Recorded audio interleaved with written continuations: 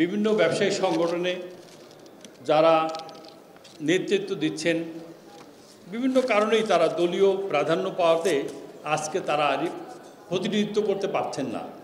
এটা একটা চরম সংকট দেখা দিয়েছে।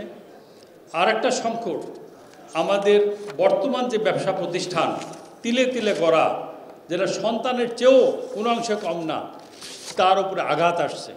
সেই ব্যবসা আমরা পরিচালনা করতে পারছি না। প্রথমে হচ্ছে আজকে ব্যবসাটা যা পরিচালনা করার জন্য কি কি দরকার, এটা করে আমরা সংস্কারটা দ্বিতীয় পর্যায়ে যাই। এখন দুইটা যদি আমরা একসাথে করি তাহলে কিন্তু আমাদের সমস্যা এলোমেলো হয়ে যাবে, যে আমরা কিন্তু ব্যবসা চালাতে পারছি না। 4 তারিখে আমাদের ফ্যাক্টরি, যেমন আমার ভাই আর নাসির ভাই ফ্যাক্টরি পাশাপাশি একই দেওয়াল, আমাদের ফ্যাক্টরি ভাঙচুর হচ্ছিল, পুড়ছিল। আর এক জায়গায় আমার ফ্যাক্টরি পুড়ছে, জসিম ভাইয়ের ফ্যাক্টরি পুড়ছে। এমন কোনো জায়গায় নাই ফোন করিনি। মহামান্য রাষ্ট্রপতির থেকে শুরু করে নবম ডিভিশনের জিওসির থেকে ফোন করে, থানা ফোন করে যে আমার 3000 লোক ঘেরাও করে রাখছে। আমার যে কোনো সময় মারা জীবন ভাই, আমার জীবন না জানে বেঁচে থাকে, এটা আমাকে করে। তো যাই হোক, আমার এই বক্তব্যের শুরুতেই আমি সর্বাঙ্গে শ্রদ্ধা জানাই জনাব আবু সাইদ এবং মুগ্ধকে সহ যারা শহীদ হয়েছেন আর যারা আহত হয়ে এখনও হসপিটাল আছেন, তাদের প্রতি শ্রদ্ধা জানাই। তাদের কারণেই আজকে অনেকে আমরা মুক্তভাবে কথা বলতে পারছি।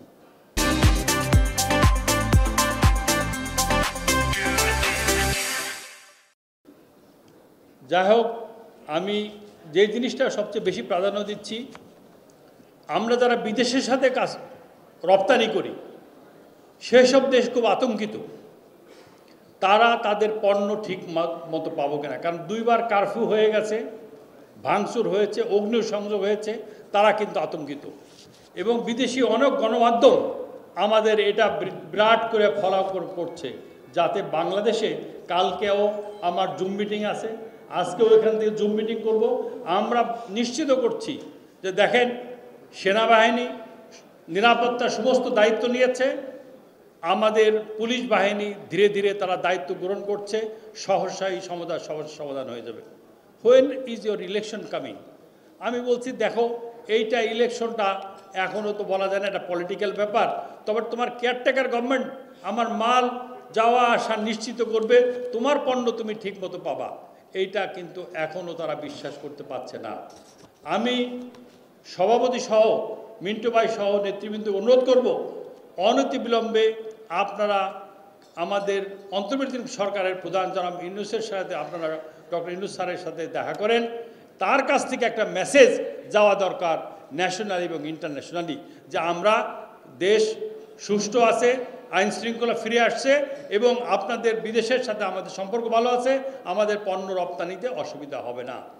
এর মধ্যেই আমাদের যে অর্ডার ছিল, সেই অর্ডারের থেকে 20% কিন্তু শিপমেন্ট হয়ে গেছে, অন্য দেশে চলে গেছে। তারা বলছে আমরা সমস্ত ডিমটা একটা বাক্সে রাখতে চাই না।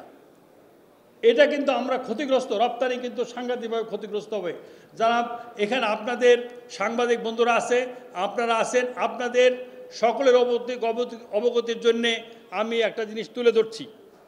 সেটা হলো আমাদের পার্শ্ববর্তী দেশ ভারত, সেখানে যাতে মানুষ বিনিয়োগ করে, দেশীয়রা এবং বিদেশিরা, তার জন্য কি কি সুযোগ দিচ্ছে, এটা আপনি ইন্ডিয়ার ওয়েবসাইটে গেলে দেখবেন, লেখা আছে। সেখান থেকে আমি নিয়েছি। সেটা হলো কি, কর্ণাটকা, উড়িষ্যা, অন্ধ্রপ্রদেশ, বিহার, গুজরাট, এখানে যদি আপনি বিনিয়োগ করেন তাহলে উড়িষ্যায় আছে 50 কোটি টাকা পর্যন্ত সরকার দিবে। এটার কোনো সরকার এমনি দিয়ে দিবে আপনাকে। আপনার 25% পর্যন্ত ল্যান্ডের টাকা খরচ দিবে। এখানে এত পড়া সম্ভব না, সময় সংক্ষিপ্ত। এইটা কাগজটা আমার অনেকগুলো কপি আছে, আমি সাংবাদিক বন্ধুদেরকে দিয়ে যাব। এখানে যদি কেউ একটা মহিলাকে চাকরি দেয়, তার 6000 রুপি তাকে বেতন গভর্নমেন্ট দিবে এবং পুরুষকে দিলে 5000 রুপি দিবে। এইটা 5 বছর পর্যন্ত সরকার তাকে দিবে। তো এত সুযোগ সুবিধা চাইরা ভাই বাংলাদেশে যেখানে ফ্যাক্টরি সকালে পুরে বিকালে পুরে, এখানে আসবে? এখানে আসবে না। আমি যখন বিপদে পড়েছি, আমি কাজীর মুনিম ভাই ফোন করেছি, আমি মিন্টু ভাই বলেছে ভাই আপনি আমাকে কেন জানান নাই, আমি এমন কোনো নেতা যাদেরকে চিনেন, আমি ফখরুল ইসলাম আলমগীর সাহেবকে দুবার তাকে ডিস্টার্ব করেছি, সাথে সাথে উনি মেসেজ দিয়েছেন। আমি আমাদের আব্দুল হাই সরকার ঢাকা ব্যাংকের চেয়ারম্যান, তাকে বলেছি ভাই আপনার তো বন্ধু আব্বাস ভাই, তাড়াতাড়ি আব্বাস ভাইয়ের দিয়া কিছু বলার। অনেকটা কাজ হয়েছে কিন্তু এখনও কিন্তু কাজগুলো শেষ হয় নাই, এখনও বিভিন্ন জায়গায় খুব জ্বালার মধ্যে আছি ভাই। এখনও এই জায়গাটা দ্রুত আপনারা পদক্ষেপ নেবেন, এইটা আমার কাছে আপনার প্রত্যাশা। না হলে কিন্তু ভাই এই যে সব দেশে মানুষ চলে যাবে, মানুষ রেডি হয়ে আছে বিনিয়োগ করার জন্য, বিনিয়োগকারী যাওয়ার জন্যে। সেই কারণে 40 বছর আমি আজকে ব্যবসায়, এই 40 বছর তিলে তিলে গড়া, এটা কিন্তু শেষ হইতে বেশি সময় লাগবে না। এই জন্য আইন শৃঙ্খলা এইটাকে আমাকে রেস্টোর করা সবচেয়ে অতি গুরুত্বপূর্ণ।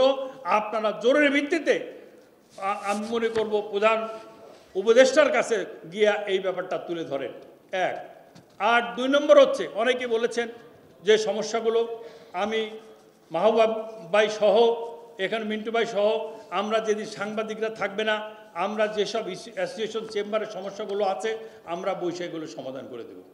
কারণ আমরা যারা এফবিসিসিআইতে দায়িত্ব পালন করেছি, প্রত্যেকটা চেম্বার আমি জানি, আমার সময় আমি 40 কোটি টাকা আইনে বিভিন্ন চেম্বার এবং বিভিন্ন অ্যাসোসিয়েশনকে দিয়েছি যাতে তারা নিজের পায়ে দাঁড়াতে পারে। যাই হোক, আমি মিন্টু ভাইকে অনেক আবার ধন্যবাদ জানাই আমার সংক্ষিপ্ত বক্তব্য দেওয়ার জন্যে। আর আমার আরেকটা সমস্যা একজনে উল্লেখ করেছেন, সেটা হলো গ্যাসের দাম ডাবল করেছিলাম যে নিরবিচ্ছিন্ন গ্যাস পাবো, বিদ্যুতের দাম বৃদ্ধি করেছিলাম নিরবিচ্ছিন্ন পাবো। 5 থেকে 6 ঘন্টা লোডশেডিং হচ্ছে, ডিজেল দিয়ে কিন্তু স্পিনিং মিল চালানো সম্ভব না, টেক্সটাইল মিল চালানো সম্ভব না। এমনই একটা অবস্থার মধ্যে আজকের এই ব্যবসায়ী সম্মেলন অত্যন্ত গুরুত্বপূর্ণ। মাননীয় সভাপতি, আপনি মিন্টু ভাইয়ের সাথে করে যত দ্রুততর সময় পারেন আমাদের এই সমস্যা যাতে রাষ্ট্রপ্রধান জানতে পারেন এবং সমাধান করবে এগিয়ে আসেন, এই ব্যাপারে পদক্ষেপ করবেন।